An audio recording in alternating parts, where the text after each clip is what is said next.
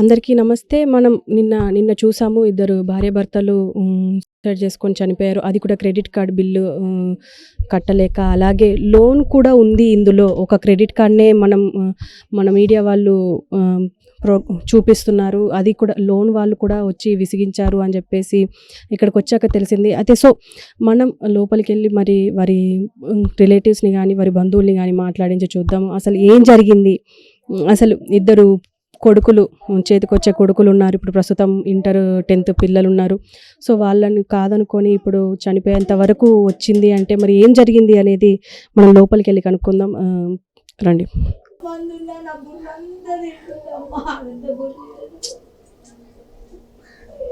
ఏమన్నా సాయం చేసారా అమ్మా?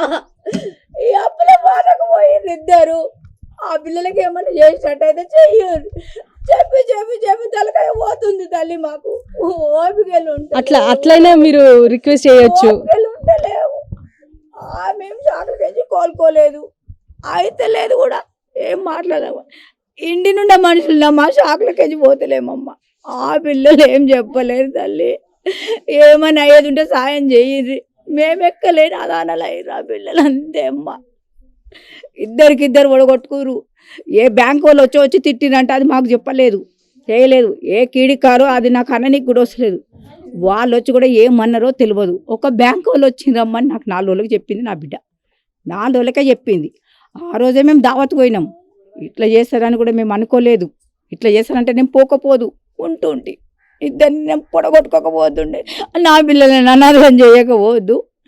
వాళ్ళనైనా మాకు చేత కాదు, నాకు చేత కాదు. వాళ్ళని చూడనీకి ఏ సాయం చేపిస్తంటే మీరు చేయండి, మేము బతుకుతాం, మా పిల్లలు బతికించుకుంటాం, అంతేగాని మాతో కాదు తల్లి.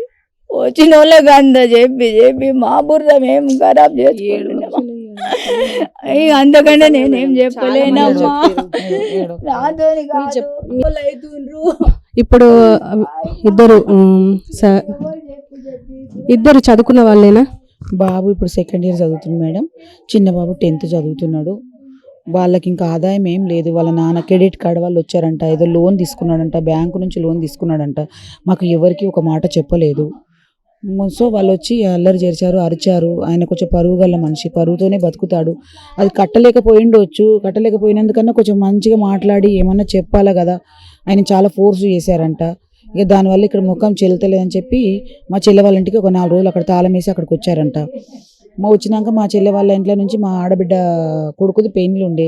ఆ పెళ్లికి వచ్చారు వాళ్ళు. బాగానే ఫంక్షన్ బుధవారం పెళ్లి అయింది. బేస్తారంలో శుక్రవారం రోజు ఫంక్షన్ అయింది, డిన్నర్ అయిందనమాట.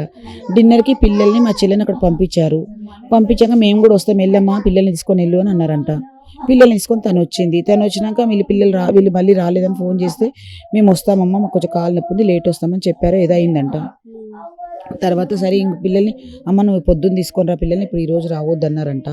ఆ రాత్రి ఇంకా వాళ్ళిద్దరూ ఇంకా చేసుకున్నారు. ఏం చేసుకున్నారో తెలియదు. ఫైజాన్ తాగారు. మరి ఆ బాబు ఊరేసుకున్నాడు అని అంటున్నారు. మేమైతే చూడలేదు, మేము తర్వాత వచ్చాము. ఇంకా వాళ్ళను తీసుకెళ్లారు. ఇంకా ఇలాగ అందరు వచ్చి అడుగుతున్నారు. ఇక మేము అందరికి సమాధానం చెప్పలేము మేడం. మేము ఇంకా ఏ పని చేసేవాళ్ళు? ఆయన ఇది లోన్ తీసుకున్నాడు. కొన్ని రోజులు మేము తనకి బండి ఉండేది, డీసీఎం అనేది, ట్రాలీ ఆటో అని ఉండేది. అది కొన్ని రోజులు నడిపించాడు, తీసేసాడు. తీసేసిన తర్వాత ఫోన్ల షాప్ అని పెట్టాడు, అది తీసేసాడు. అది నడుస్తలే అంతే తీసేసాడు. తీసేసాక మళ్ళీ నూడిల్స్ బండి అని పెడతారు కదా మేడం, అది పెట్టాడు. ఇక అవి లాస్ అయ్యాయా ఏమయ్యాయా మాకు ఏం ఒక మాట ఎవరు చెప్పలేదు మేడం. ఇంత అప్పున్నా అని చెప్పలేదు, లోన్ తీసానని చెప్పలేదు, ఎవరికి చెప్పాడు. ఆయన చెప్తే బాగుండదు, నేను ఇన్సెంట్ అవుతానని అనుకుంటాడో ఏం చెప్పకుండా తనంత తను ఇక అది కట్టేవాడేమో. అది కూడా వాళ్ళు ఆ పరువు తీసే లోపల ఆయన తట్టుకోలేకపోయాడు. అది నా ఇజ్జత్ అంతా పోయింది, ఇంకా నేను ఎందుకు బతికే అనుకొని ఆలోచించుకొని పని చేశాడు అంతే. పిల్లలు ఎక్కడ చదువుకుంటారు? పిల్లలు ఈ స్కూల్ నాకు పేరు తెలియదు మేడం, ఇక్కడే చదువుకుంటారు. అదే ఇప్పుడు కాలేజ్ కాబట్టి బాబు ఈసీఎల్లో చదువుకుంటున్నాడు, ఏదో కాలేజ్ అన్నాడు. బాబు మాత్రం ఇక్కడే స్కూల్లో చదువుకుంటున్నాడు. అంటే వీళ్ళ మదర్ ఏం చేసేది?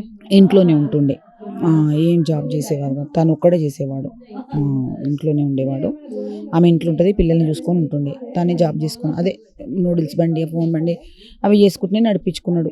ఈ లోన్లు ఎందుకు తీసుకున్నాడో తెలియదు మేడం. ఈ లోన్ల వల్లనే, కాకపోతే ఈ లోన్ల వల్లనే మా అల్లుడు చనిపోయాడు. మా అమ్మాయి చనిపోయింది, అల్లుడు చనిపోయాడు. లోన్ల వల్లనే చనిపోయాడు. ఇంకా ఏ ప్రాబ్లం లేవు వాళ్ళకు, గొడవలు లేవు, ఏ ప్రాబ్లం లేవు. ఈ లోన్తోనే. ఎవరితో నేను కూడా అసలు బస్తీలో ఉన్నారో లేరో అన్నట్టే ఉంటారు, కానీ ఏ గొడవలు లేవు. భార్య భర్తలు బాగానే ఉంటారు, బస్తీలో గొడవలు లేవు, బయట గొడవలు ఏవి లేవు. ఈ లోన్ వాళ్ళు వచ్చి ఇక్కడ పరువు తీశారు కాబట్టి వాళ్ళు ఆ పని చేశారు.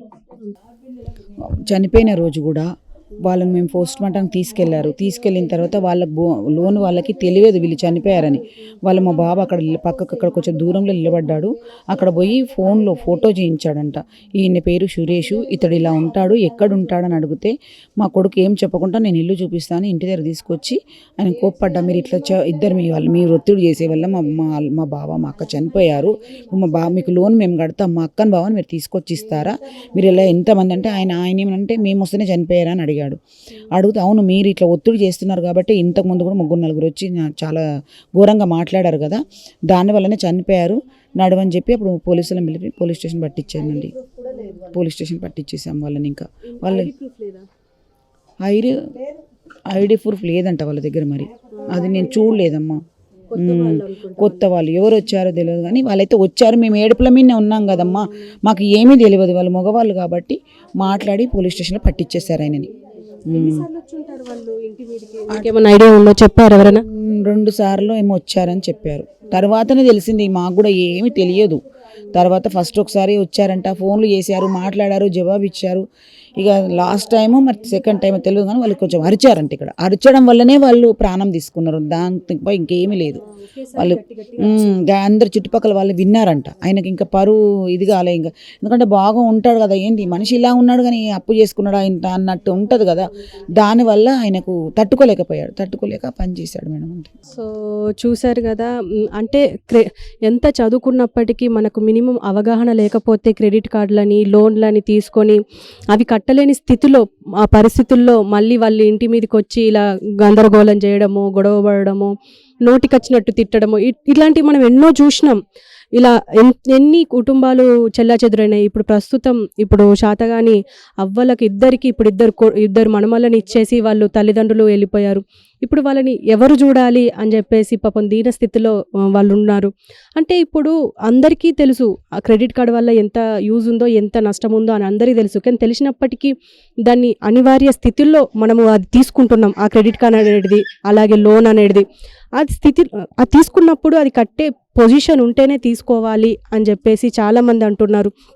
ఎందుకు అంటే ఇప్పుడు కుటుంబాలు చెల్లాచెదురయ్యి ఇప్పుడు కుటుంబాలు పాడైపోతే మళ్ళీ తిరిగి రారు, చనిపోయిన వాళ్ళు మళ్ళీ వెనక్కి రారు. కానీ ఇక్కడ మిగిలిపోయిన వాళ్ళు మాత్రం అనాథలుగా మిగిలిపోవాల్సి వస్తుంది.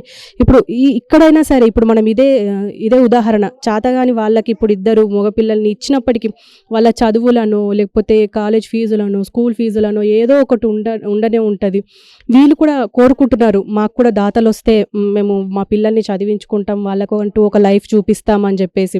ఎందుకంటే వీళ్ళకి కూడా ఎంతమంది చుట్టాలున్నా కూడా ఆత్మాభిమానం అనేది ఒకటి అడ్డొస్తుంది. ఆ ఆత్మాభిమానంతోనే ఇప్పుడు వీళ్ళ తల్లిదండ్రులు ఉన్నారు. అది ఇప్పటికి ఇదే కాదు, చాలా జరిగాయి.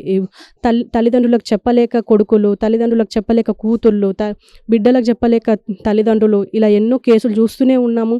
ఇది కూడా ఒక నిదర్శనం అని చెప్పుకోవచ్చు. సో ప్లీజ్ ఎవరైనా లోన్ కానీ క్రెడిట్ కార్డు తీసుకునే ముందు కొంచెం ఆలోచించి ఇలా కుటుంబాలను బాధ పెట్టకుండా, నష్టపెట్టకుండా ఉండడానికి ట్రై చేద్దాం.